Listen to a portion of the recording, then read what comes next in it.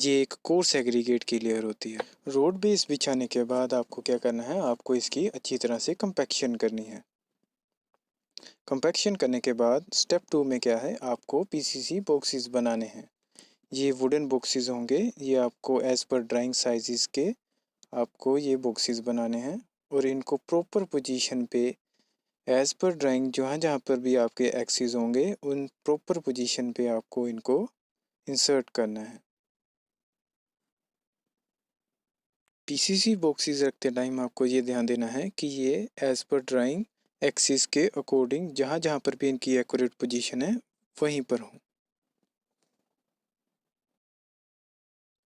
Boxes रखने के बाद आपको इनमें क्या करना है, आपको पॉलीथीन शीट यूज़ करनी है। पॉलीथीन शीट रखने के बाद या फिर नायलॉन बिछाने के बाद आपको क्या करना है, स्टेप 4 में आपको कास्टिंग ऑफ पीसीसी करनी है। कास्टिंग करते टाइम आपको ये चीज़ ध्यान में देनी है कि आपको जो भी आपकी पीसीसी का ग्रेड है वो चेक करना है, साथ ही साथ में उसकी टाइमिंग चेक करनी है कि जिस टाइम से वो बैच से निकला था और किस टाइम पे वो आपकी साइट पे पहुंचा।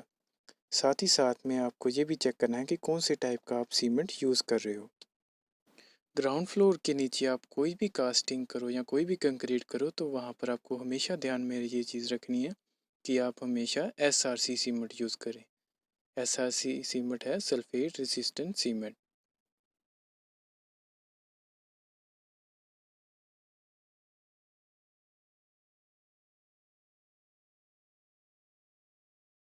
आफ्टर कंक्रीट आपको क्या करना है, आपको इसकी डी शटरिंग करनी है। डी शटरिंग करने के बाद आपको क्या करना है, आपको कंक्रीट के बॉक्सेस बनाने हैं। जहाँ जहाँ पे भी आपका जो भी फुटिंग्स का साइज़ होगा उसके अकॉर्डिंग आपको ड्राइंग में देख के फुटिंग के बॉक्सेस बनाने हैं। बॉक्सेस बनाने के बाद आपको क्या करना है, आपको इनको प्रॉपर पोजीशन में ड्राइंग में देख के एक्सिस के अकॉर्डिंग जहाँ जहाँ पर भी इनकी पोजीशन होगी वहाँ पर इनको फिक्स करना है।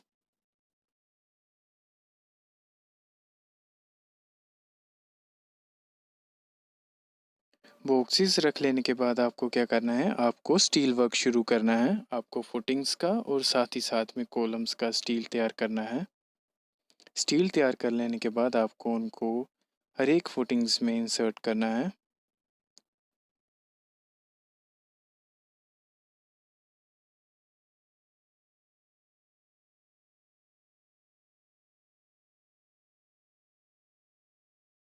फुटिंग्स का स्टील रख लेने के बाद आपको क्या करना है, आपको कॉलम का स्टील तैयार करके उसको उसके एक्सिस के अकॉर्डिंग जहाँ पर भी उसकी प्रॉपर पोजीशन है ड्राइंग में दी हुई उसी के अकॉर्डिंग आपको उसको वहाँ पे फिक्स कर लेना है। कॉलम का स्टील बांध लेने के बाद आपको एक बार दोबारा से रीचेक कर लेना है कि आपका जो भी कॉलम है वो एक प्रॉपर पोजीशन पे है और साथ ही साथ में उनकी जो भी एल साइज़ है स्टील का या मेन बार्स का number of main bars, distribution bar और साथ ही साथ में उसका क्लियर कवर, ये सब चीज़ें आपको चेक कर लेनी है क्योंकि जब आपका बल्दिया का इंजीनियर आता है तो वो स्टार्टिंग में यही सब स्टील का चेक करेगा। साथ ही साथ में आपको ये भी ध्यान देना है कि जहाँ पे भी आपकी सिंगल मैश होगी फुटिंग्स की उसके साइड पे चारों तरफ आपको एक 8 मिली का स्टील को घुमाना है ताकि उसके जो एल हैं नीचे वाले मेन बार्स के या डिस्ट्रीब्यूशन बार्स के वो एक दूसरे के साथ टाई अप रहें। साथ ही साथ में आपको एक और चीज़ चेक करनी है कि जहाँ पर भी सिंगल मैश दी होती है कई बार टॉप में दो दो स्टील दिए होते हैं लेकिन हमें उनकी प्रॉपर पोजीशन नहीं पता होती, तो वहाँ पर क्या करना है, आपको हमेशा इनको कॉलम के साथ टाई अप करना है। जैसे कि ये दो स्टील्स हैं, इनको आपको कॉलम के साथ टाई अप करना है और साथ ही साथ में जैसे मैंने आपको बताया 8 मिली का स्टील आपको चारों तरफ इसको घुमा देना है ताकि ये इसके एल के साथ टाई अप रहे। तो उसके बाद जब आप सभी कॉलम्स फिक्स कर लें एक्सिस के अकॉर्डिंग तो आपको ड्राइंग में ध्यान देना है कि ये सभी एक्सिस प्रॉपर डिस्टेंस पे हो जैसे कि आप देख सकते हैं इनका डिस्टेंस गिवन होता है। ए बी सी, ए से लेके बी का डिस्टेंस ड्राइंग में गिवन होगा, बी से लेके सी का डिस्टेंस ड्राइंग में होगा। ग्रिड लाइन 1 से लेके सेकंड तक का कितना डिस्टेंस है वो गिवन होगा। और साथ ही साथ में जैसे कि आप देख सकते हैं कि ये कॉलम और इसके पीछे जो कॉलम है ये दोनों इस एक्सिस के सेंटर में है। मीन्स अगर ये 20 का कॉलम है 20 सेंटीमीटर का, तो 10 सेंटीमीटर इस साइड, 10 सेंटीमीटर उस साइड। उसके बाद जो सेकंड एक्सिस है वो 420 डिस्टेंस के अकॉर्डिंग है। तो सेम एज इट इज इसमें भी ड्राइंग में दिया गया था कि ये कॉलम और इसके बैक साइड पे जो कॉलम है वो सेम एक लाइन में है। और उसके बाद 240 पे थर्ड एक्सिस है। ऐसे ही आपको सभी एक्सिस चेक कर लेने हैं और कॉलम्स को फिक्स कर लेना है।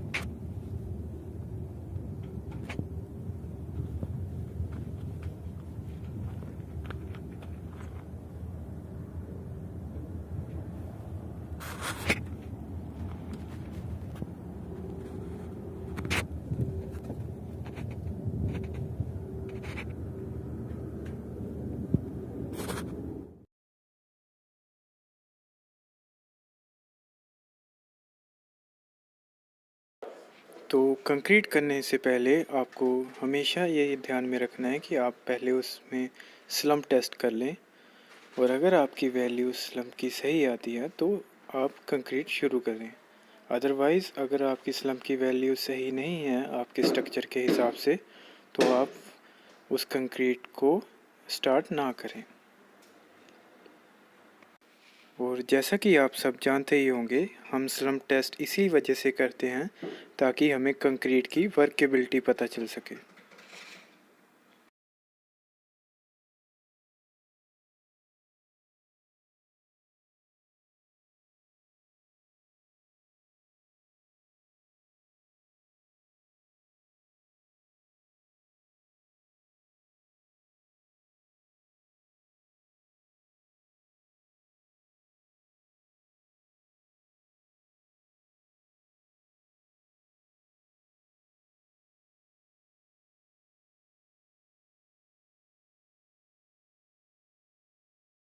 स्लम्प टेस्ट कर लेने के बाद अगर आपकी स्लम्प की वैल्यू सही हो तो आपको कंक्रीट स्टार्ट करनी है।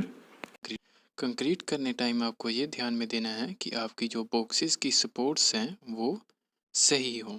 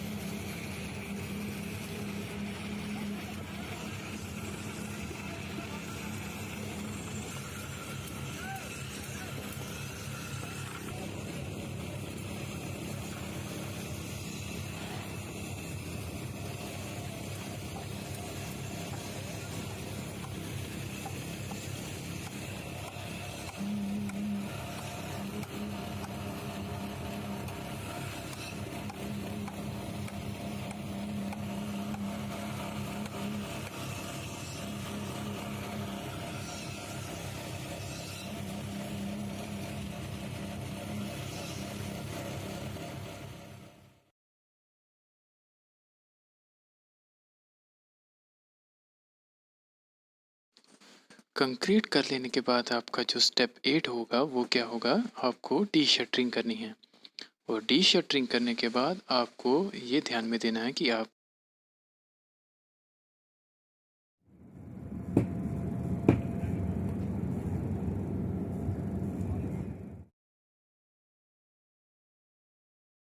उसके बाद आपका स्टेप 9 क्या होगा, आपको सॉलिड ब्लॉक लगाने हैं। जहाँ जहाँ पर भी आपका टाई बीम होगा उसके लिए आपको सॉलिड ब्लॉक लगाने हैं। इसमें आपको ये ध्यान में देना है कि आपको इसका लेवल चेक कर लेना है कि जिस भी लेवल तक आपका टाई बीम का बॉटम होगा उस लेवल तक आपके ये सॉलिड ब्लॉक लगेंगे।